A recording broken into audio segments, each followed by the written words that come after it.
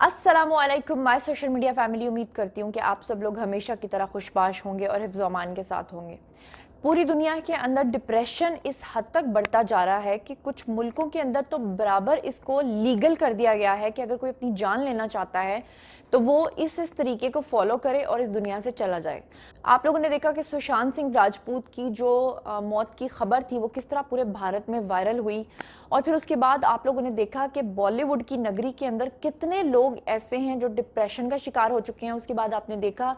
कि बॉलीवुड के सुपरस्टार आमिर खान की अपनी ही बेटी के साथ जिनसी ज्यादती होती रही बचपन में, और उसके बाद उन्होंने लाइव सेशन में आकर लोगों को ये सब कुछ बताया कि किस तरह से वो इन तमाम चीज़ों से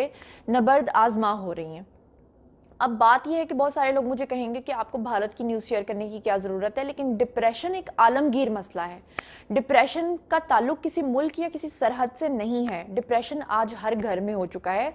और अभी रिसेंटली एक खबर आई है, कल की ये खबर है जनाब, कल के दिन में हुआ ये है कि जय श्री रम्या नाम की भारतीय एक अदाकारा हैं जिनका ताल्लुक बेंगलोर से है। जनूबी भारत के अंदर एक रियासत है जिसका नाम है कर्नाटक। कर्नाटक से ताल्लुक रखने वाली ये जो अदाकारा हैं, इनको आपने बिग बॉस सीजन 3 में भी देखा होगा, जो कि वहाँ पर उनकी किन्नड़ जुबान में जो चलती है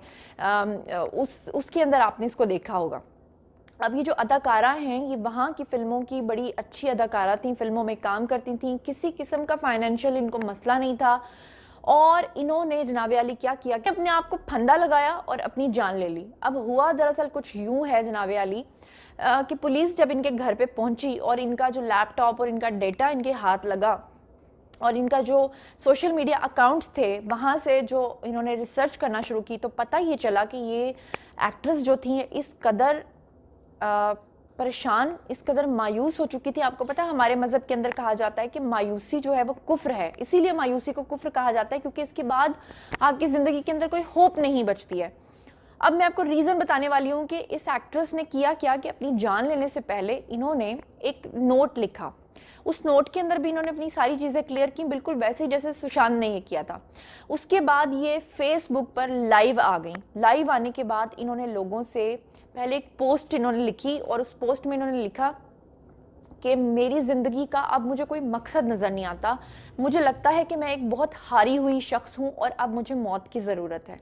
जब इन्होंने ये पोस्ट लगाई तो वहाँ पर लोगों का कोई इतना ख़ास रिस्पांस तो आया नहीं, बस कुछ लोगों ने वहाँ पर मैसेजेस करना शुरू किए और उसके बाद न जाने इनको इनकी फैमिली से या दोस्तों में से किसी की कॉल आई या किसी का प्रेशर आया कि उसके बाद इन्होंने क्या किया कि उस पोस्ट को इन्होंने डिलीट कर दिया। फिर कुछ देर के बाद इनका डिप्रेशन इस हद तक बढ़ा कि ये फेसबुक पर लाइव आ गई। लाइव आने के बाद इन्होंने कहा कि मैं चाहती हूँ कि मैं अब अबदी ज़िंदगी जो है वो जीऊँ, मैं मर जाऊँ, जिस पे कि लोगों ने इनको समझाना शुरू कर दिया कि आप ऐसा हरगिज़ मत करें। लेकिन इन्होंने अपनी जो ज़िंदगी के रीज़न्स बताए कि किस वजह से ये मौत को गले लगाना चाहती हैं। अब इसमें लोगों ने समझा कि शायद इनको काम नहीं मिल रहा, शायद लॉकडाउन में ये परेशान हो गई हैं, या शायद इनको कुछ मुआशी या माली मसाइल दरकार होंगे, जिस पे कि इन्होंने लोगों को क्लैरिफाई किया। उस फेसबुक लाइव सेशन में इन्होंने बताया कि मुझे किसी किस्म का कोई मुआशी मसला हरगिज़ नहीं है, बल्कि जो लोग ये समझ रहे हैं कि वो मैं इस दुनिया से जाने की बात कर रही हूँ और वो मेरी मदद करना चाहते हैं, मुझे ऐसी मदद की हरगिज़ ज़रूरत नहीं है। बल्कि आप लोग मेरा मसला समझो कि मेरे साथ बचपन से ज़्यादती होती आ रही है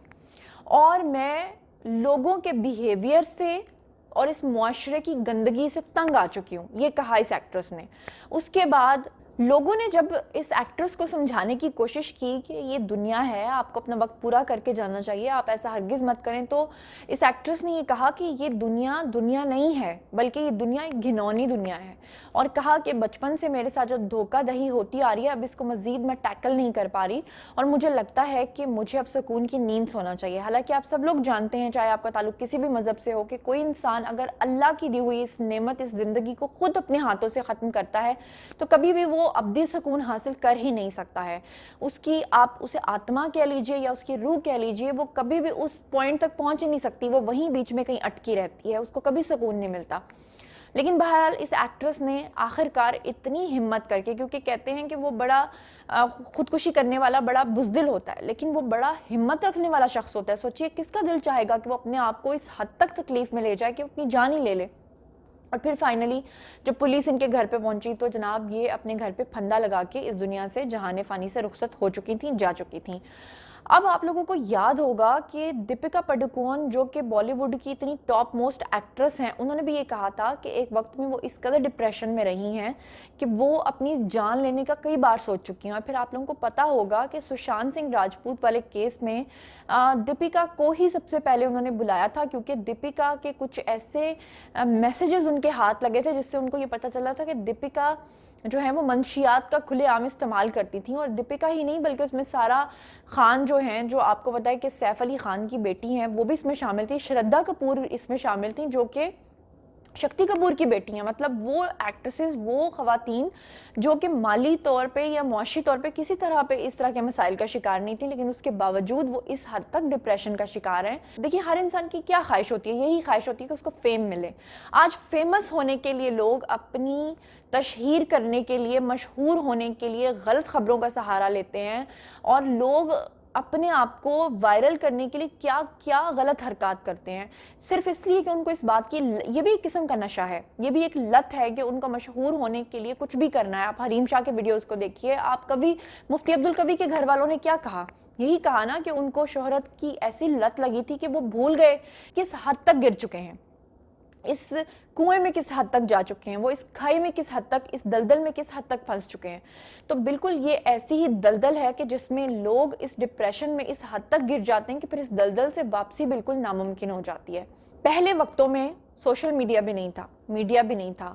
لیکن لوگ ایک دوسرے کو ملتے جلتے تھے، ایک دوسرے کے زخموں پہ مرہم رکھتے تھے۔ حقوق العباد کا ایسا ہی اللہ تعالیٰ نے نہیں کہا کہ اتنا ایک دوسرے کا خیال رکھتے تھے کہ اگر کسی کا دل دکھ جاتا تھا تو اس سے معافی مانگتے تھے، جب تک معافی نہیں مل جاتی تھی انہیں لگتا تھا کہ اگلے جہان میں جا کے ہمیں معافی نہیں ملے گی۔ لیکن آج کے دور میں انسان کے پاس سوشل میڈیا بھی ہے، آج کے دور میں انسان 24 گھنٹے بزی بھی ہے،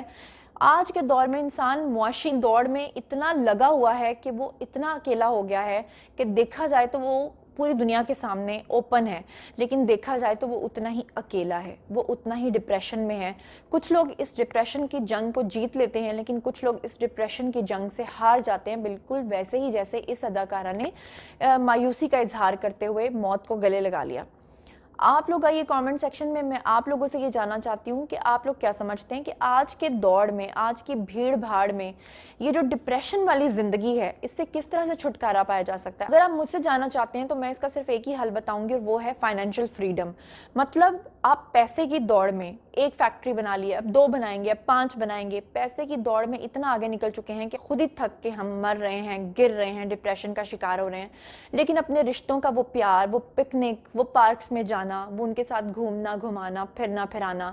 وہ گھر کے اندر اپنی ہی تھوڑی سی زمین پہ فصلیں اگانا، اور پھر اپنے ہی گھر کی بکری، بھینس، گائے کا دودھ پینا، اسی کا گوشت کھا کے اسی پہ گزارا کرنا، اور سمجھنا کہ ہم لوگ بالکل خوشحال ہیں۔ اور جس دن گھر میں تھوڑا سا دودھ یا گوشت زیادہ ہو جانا، سبزی زیادہ ہو جانی، تو اپنے ہمسائے کے گھر میں بھجوا دینا، محلے اور علاقے کے ہر ایک انسان کی خبر رکھنا،